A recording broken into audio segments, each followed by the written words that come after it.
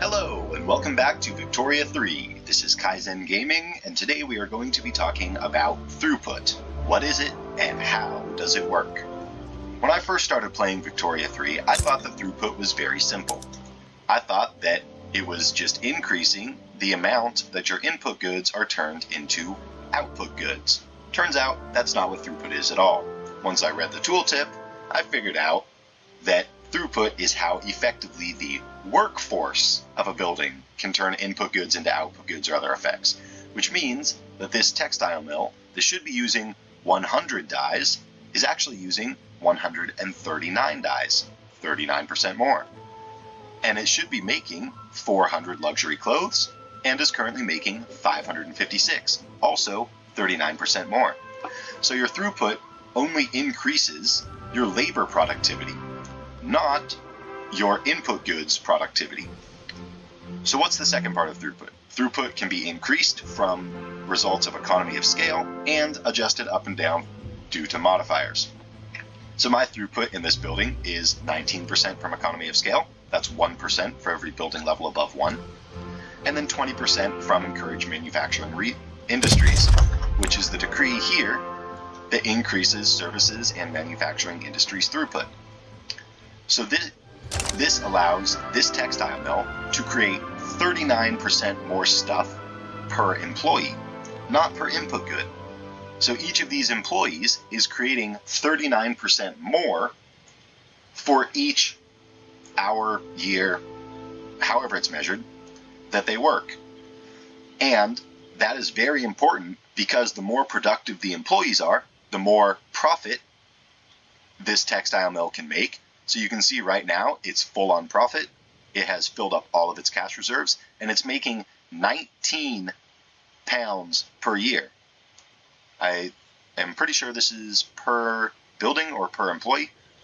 And it's making a weekly balance of plus 14.7 thousand pounds of gold, which means that it is able to pay dividends to its shareholders, which are the capitalists.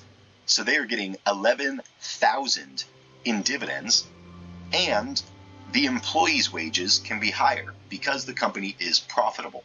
So if we come in here and we look at these laborers, we can see that they have an average annual wage of 9.27, which is pretty good for laborers.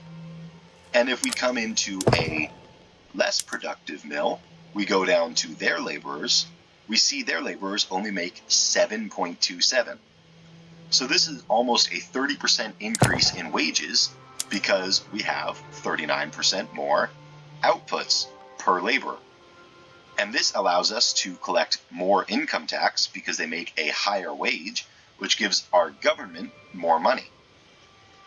So the main thing for throughput is that you are allowed to make more profitable workers and employees, which allows you to collect more money from tax and more money from dividends if you have the correct economic systems.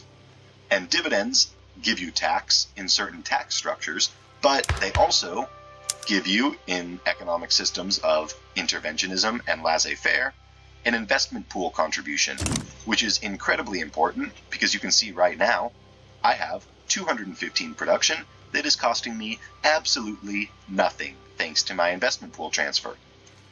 So all of these dividends get paid into the investment pool, and you can see that my textile mills are making me 5.35 thousand in investment pool contributions. This is incredibly important for being able to continue constructing late into the game because you won't be able to afford stuff like 70,000 of construction goods, but you can get the investment pool to cover at least a portion of that so you can continue expanding your economy. So labor productivity is the main objective of throughput in a building. It makes each of your laborers more efficient, gaining a higher wage so that they can pay more taxes. It doesn't increase the ratio of goods they produce, but it does increase the total amount. They consume more and they produce more goods for the same amount of workers. So I hope that this helps you in understanding that the main intention of economies of scale is to make each individual worker more productive and more efficient so that you can tax them for more productivity in your tax and more tax efficiency. Thank you, and I hope you use this economic knowledge to take over the entire world market.